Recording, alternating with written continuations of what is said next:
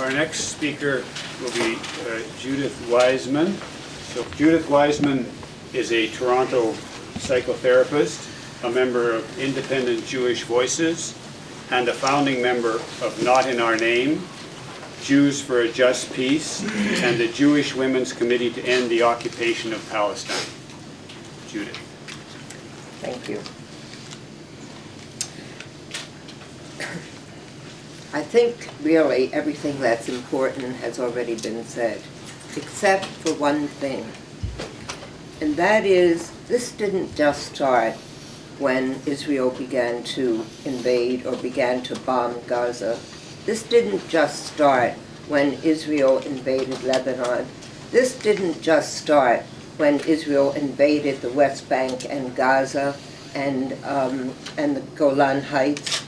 It started, and it didn't just start in 1948, when Israel ethnically cleansed over 700,000 Palestinians from their own homes and homeland, and killed many of them in the process. It started at least in 1897. And what started it was the virus and the horror that I now consider of Zionism. Zionism is the scourge of the Jewish people. It is Zionism which has created all of this. It is the Zionists who have, with their nationalism and with their rejection of all that is good within Judaism, which has created a horror in this world. Now, I came today, actually my arm had to be twisted because I have not been that well, but I had to speak out once again. I had to say what is in my heart, because I, a Jew and a former Zionist, was a committed Zionist and wanted to live my life in Israel as a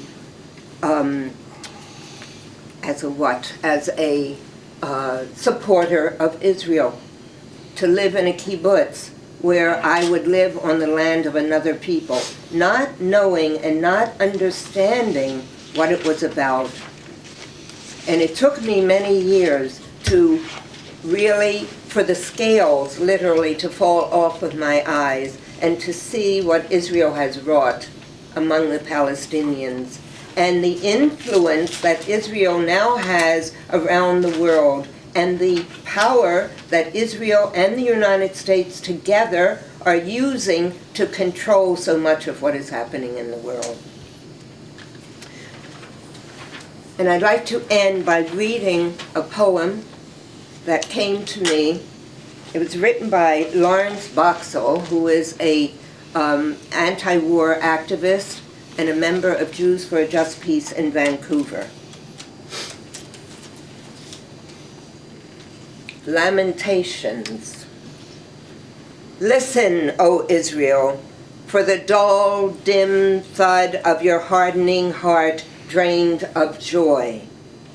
Amidst dying embers of compassion for the orphans and the widows whose protruding round eyes stare from starved faces at your abundant good fortune, you offer the sulfurous fumes of arrogance as comfort. Hear, O Israel, the stunned, dull tones of the father wresting his dead baby from the cold arms of his dead wife. Your soul, O Israel, hardened, immune to the suffering stranger, chills my bloodied veins. For you forget you were once a stranger in the land of Egypt, was a reminder to take pity on the stranger. Instead, you have become as Pharaoh and his hosts, to escape the pain of the stranger that stares accusingly at you.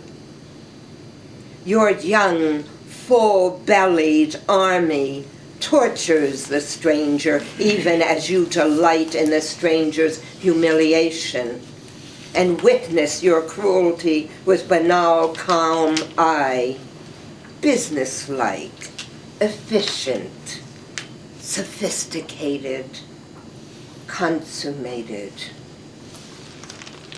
My tears, O Israel, flow hot and flow cold as ice and fire dance, prance, tear through my mind, maddening to watch the soldiers of Pharaoh emblazoned with a Magen David, the Star of David, hardened like steel against the vulnerable soft flesh of your victims, all the while oblivious to the lapping sound of the waters of the Red Sea. I choke on the fear of what you have wrought to open the flood of this sea that will consume both you and me. Hear, O Israel, all is vanity, and we are all one. Humanity is all one.